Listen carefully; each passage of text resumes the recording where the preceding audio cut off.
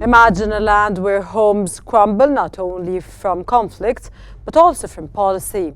Since 1948, Palestinians have endured relentless cycles of forced displacement, echoing through generations. International laws meant to protect civilians are repeatedly tested as these displacements persist, violating the Fourth Geneva Convention and the Rome Statute. Yet, despite the destruction and loss, Palestinian resilience remain unshaken. Their unwavering attention to their homeland is a testament to their enduring spirit. As international law faces a formidable challenge, the world watches. Will the global community take action, or will it remain complicit in the continued suffering of the Palestinian people? Welcome to our special coverage.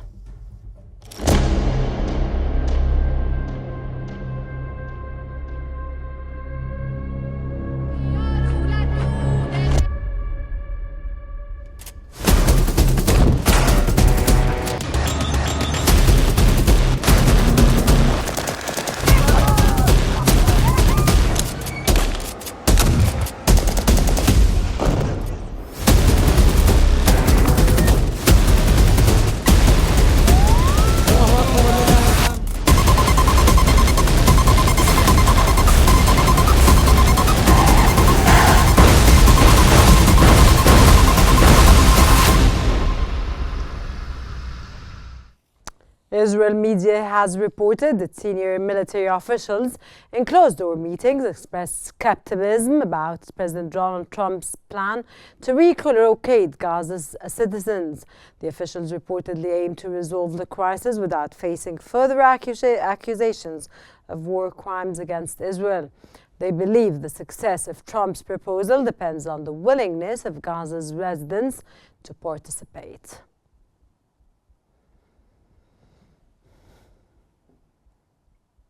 Israeli military officials are reportedly seeking a resolution to the Gaza crisis while avoiding additionally war crimes allegations.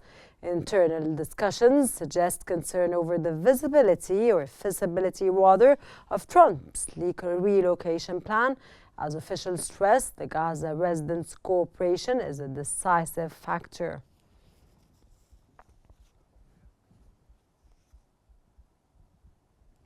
Israeli Defense Minister Israel Katz has directed Army Chief Harazi Halavi to reprimand the head of the military intelligence, Major General Shalomi Binder, following his remarks on President Donald Trump's proposed takeover of Gaza. Katz warned that military officers must not publicly challenge what he described as an important plan regarding Gaza or contradicting political leadership. The move underscores growing tensions within Israel's security establishment over Trump's controversial proposal.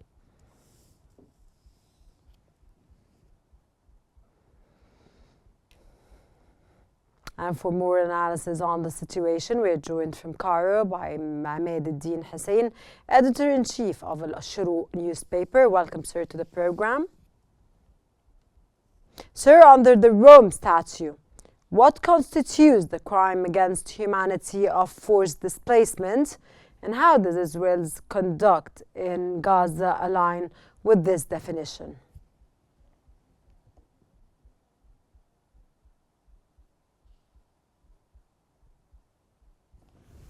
We're all aware, even in the case of occupying territories, the international law regulates the occupation status. The occupying force shall provide all services and basic life essentials to the population of the occupied territory,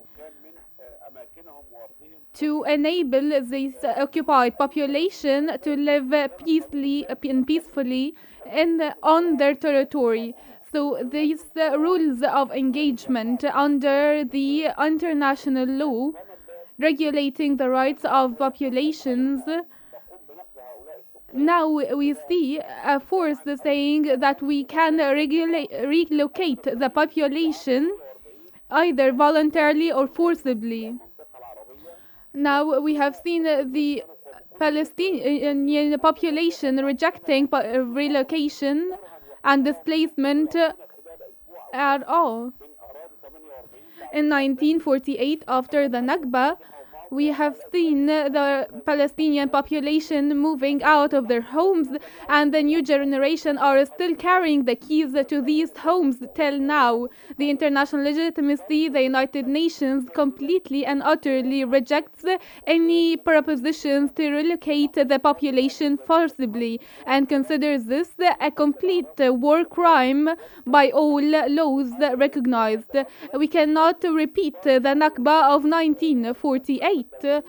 Any student studying international policy will realize that this is entirely rejected by international law, not to mention international humanitarian law. Okay, sir, despite the destruction and displacement, what factors contribute to the resilience of Palestinians and their determination to remain on their land?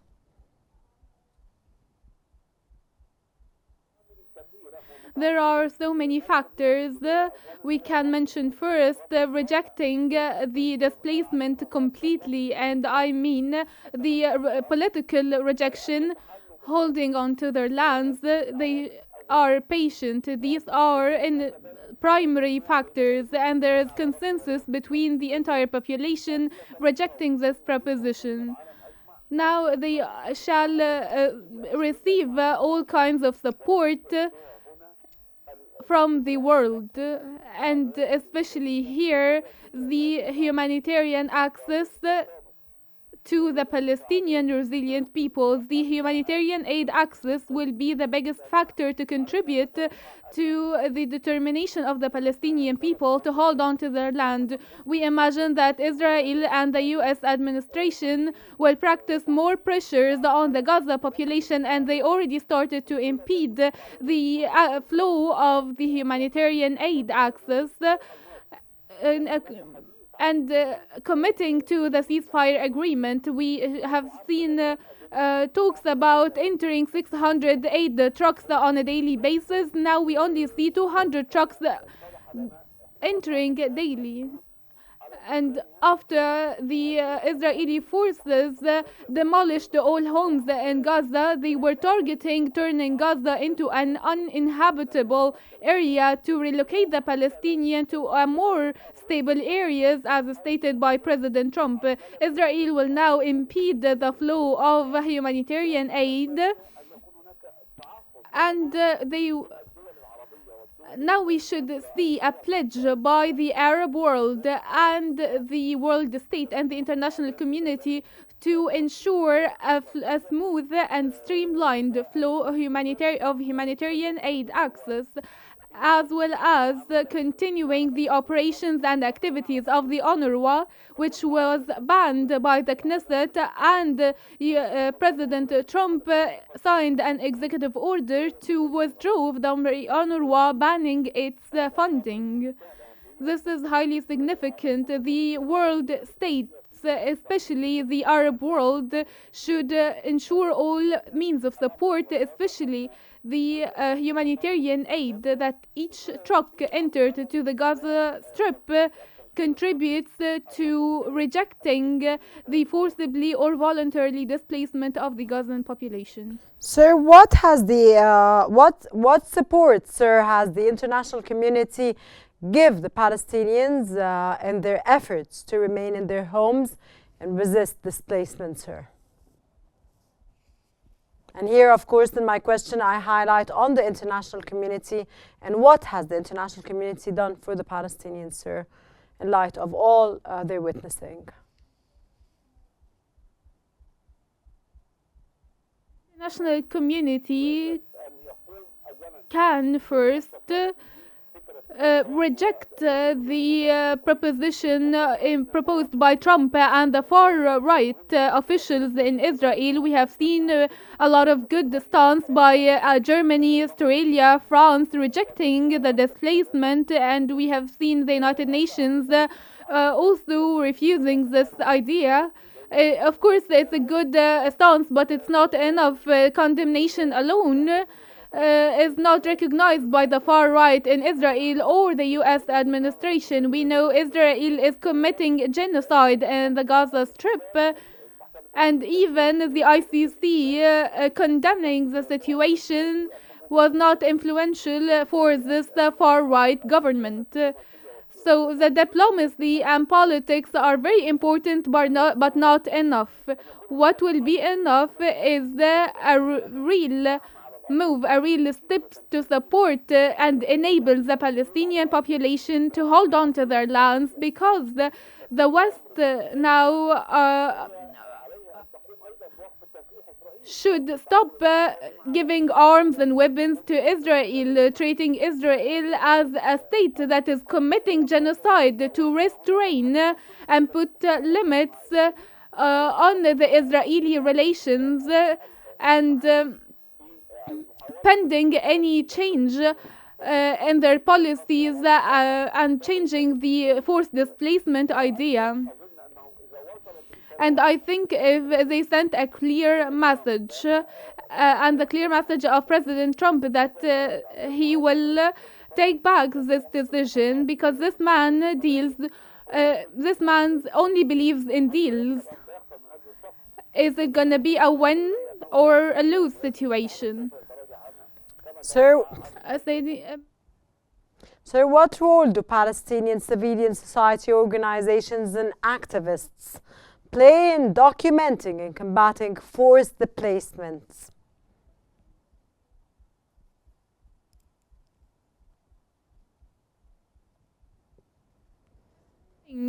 To reveal the crimes committed by the occupation in Palestine in general, and in Gaza in particular, especially in northern Gaza, the entire neighborhood that have been demolished, the entire families were erased from the social registries. We shed light on individual initiatives. A little girl was directing a very influential message, emotional message to the US president. And I hope that Palestinian and Arab activists send such messages in English, in a language that to be understood by others, not just in Arabic. It's just like reaching the believers. Arabs do not believe in displacement, but we need these words and these messages to reach each human around the world. Okay, sir, what measures can the international community take to ensure that Israel adheres to international law and respects the rights of Palestinians? And when will this take place, sir?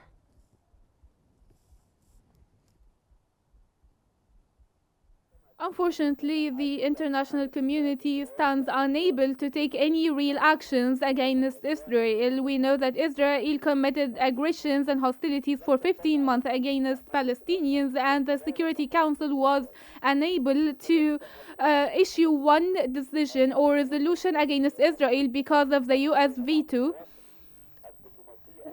Some states had some good diplomatic stance, but it only stopped at words and speech. Israel went after the UN Secretary General and considered the United Nations an anti-Semite organization, rejecting all the resolutions issued by the ICC and ICJ. It is clearly stating that it's against anything international or humanitarian or humane. It only speaks the language of power and war. And this is the only law that Israel understands. Okay, sir, how can international organizations such as the UN and the International Criminal Court, the ICC, hold accountable those responsible for forced displacement and other human rights violation, sir, and when will they ever react?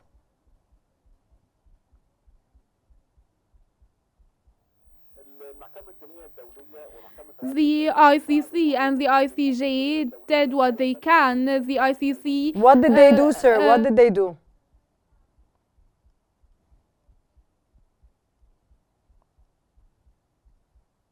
ICJ issued arrest warrants for Netanyahu and Yoav Gallant, the previous Minister of Defense. But as we're all aware, these are good steps from the two courts, but to be applied in reality, the Security Council should issue relevant decisions, and they have been vetoed over and over. And now we were surprised by the US President announcing sanctions on the ICC because they only considered to say that Israel is committing war crimes. This is a reality. The United States withdrew from both courts and important agreements such as the Paris Agreement, the WHO, and the UNRWA suspended funding for the UNRWA, and before then they withdrew from the UNESCO. We're talking about the US administration as a power, and the world should unite to ask if this is the international system, the international order that we can tolerate, or should we send a message to Israel and the US that this cannot continue. So the conclusion is that the ICC ordered, of course, what you mentioned, and everything was ordered, but there were vetoes and they were not implemented, and we stand where we stand with atrocities and genocides in Israel and in Gaza against the Palestinians, civilians, atrocities and genocides that are taking place every day. So they are not implemented. Sir, how does the forced displacement of Palestinians contribute to the ongoing refugee crisis and the broader Israeli-Palestinian conflict, sir?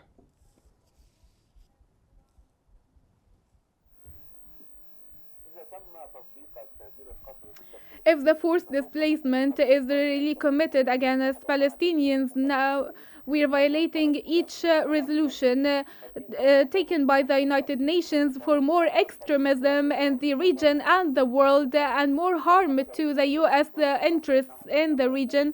Trump thinks when he does that he will succeed. He does not realize that there will be a price to pay, which is instability in the region for long years.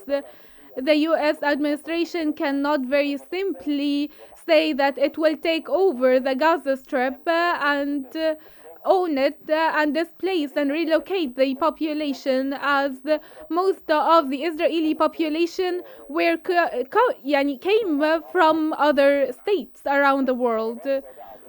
Now the Arab world leaders should take real decision steps to stop and deter Israel from continuing the situation forever. The US administration should realize that this, if not causing harm now, it will cause a long-term harm. Sir, what steps can be taken to ensure the safe and voluntary return of displaced Palestinians to their homelands? And what role should the international community play in facilitating this return as soon as possible, sir?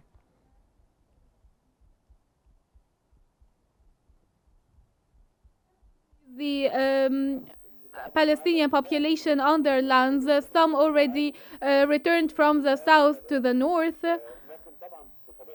of Gaza, but naturally all homes are demolished. A lot of rubble everywhere, and these population said that they would prefer to live on the rubble of their homes to leaving the Gaza Strip to any place else. The international community and the Arab states have a duty to ensure a flow of relief and aid to the Gazan population. Egypt has been taking a very important role to ensure the flow of this humanitarian aid to enable Palestinians to hold on to their lands. So what is the stance of the Norwegian Refugee Council on the deportation and permanent displacement of Palestinians, sir?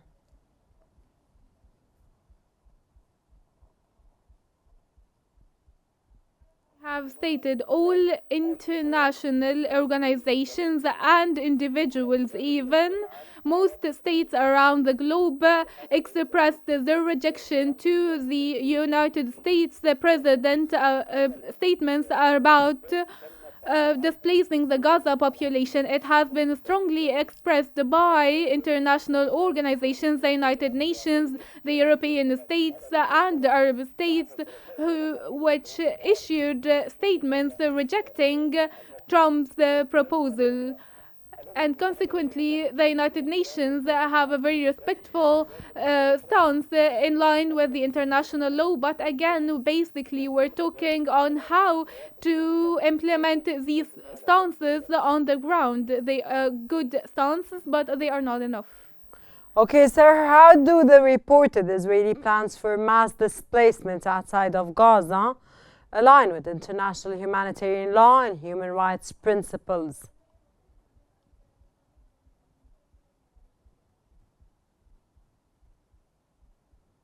I have stated at the beginning, all the international laws, international organizations completely reject and contradict with relocating any population out of their land and forces the occupying force to take care of the population and provide all essential services.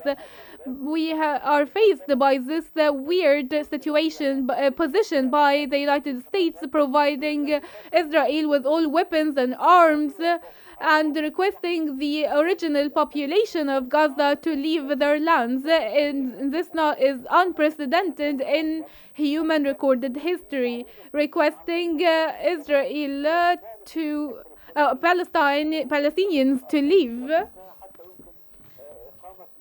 to establish what is called a Riviera on the Mediterranean shores. This is really, really weird and unprecedented. I do not think that this scheme would actually succeed because of the resilience of the Palestinians and the rejection by Arab nations.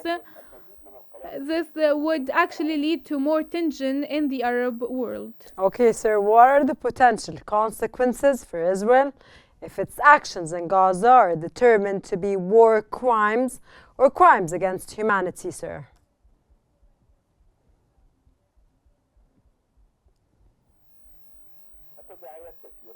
There are so many implications. We have a complete generation of Palestinians who witnessed their family being killed under the rubble of their home, witnessing that the Israeli forces killing even animals, demolishing homes, not even homes, but infrastructure and roads, doing everything criminal.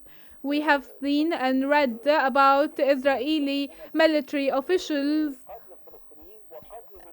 urging about killing Palestinians and even killing those who try to pull the dead bodies of their loved ones. This generation will grow up one day and will never forget such scenes, and will never forget that there are states who supported these hostilities, which is the bigger threat that is not realized by the US or Israel. Israel today is receiving all kinds of support, and this cannot continue forever. This is the most serious implications on the US interests and the idea of stability in this vital region to the world. Sir, what is the role of the International Criminal Court in investigating and prosecuting alleged war crimes and crimes against humanity in the Palestinian territories, sir? And what is going on and what's happening? And why can the international communities, sir, or the International Criminal Courts, when it gives an order, why isn't it implemented as soon as possible?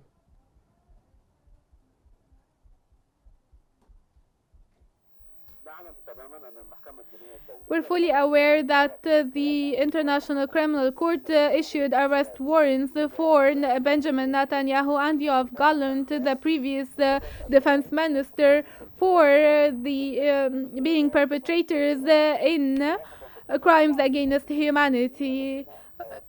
In addition to the Palestinian officials that have been assassinated, such as Yahya al-Sinwar. As we're aware, for these resolutions to be implemented, and the ICC actually carried out the investigations due to the many statements provided by different member states, but these are not enough. It should go to the Security Council. Okay, sir, the question remains, as international law faces a formidable challenge, the world watches. Will the global community take action, or will it remain complicit in the continued suffering of the Palestinian people? That was Ahmed Eddin Hussein, editor-in-chief of Al-Shuruq newspaper. Thank you very much for your insights, sir, and stay tuned. That brings us to the end of our special coverage for today. Thanks for watching, and stay tuned for more updates on Qnews.